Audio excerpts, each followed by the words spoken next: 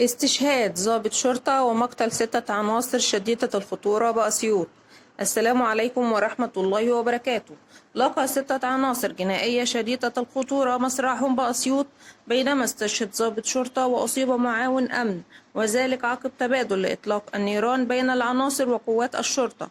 وقالت الداخلية في بيان لها: أسفرت تحريات إدارة البحث الجنائي بمديرية أمن أسيوط عن رصد نشاط أحد أخطر البؤر الإجرامية بجنوب البلاد، والتي تعمل في الإتجار بالمواد المخدرة والأسلحة والذخائر الغير مرخصة، وتضم 6 عناصر جنائية شديدة الخطورة مطلوب ضبطهم في قضايا قتل عمد وشروع في قتل وسلاح، ومحكوم على 2 منهم بالمؤبد.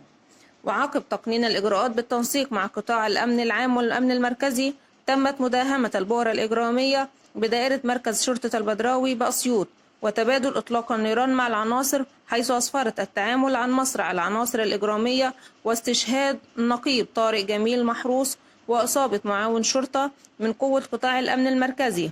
وعثر بحوزة المتهمين على 2 قنبلة يدوية وبندقية آلية و6 بنادق خرطوش و4 طبنجات و2 فرد محلي و52 خزينة مختلفة الأنواع و11 شريط رشاش جرانوف، وعدد كبير من الطلقات النارية مختلفة الأعيرة، و12 كيلو جرام من المخدر الحشيش، وكيلو جرام من مخدر الأفيون، و300 كيلو جرام من مخدر البنجو، و16 ألف قرص مخدر، ومبالغ مالية، وتم اتخاذ الإجراءات القانونية حيالهم.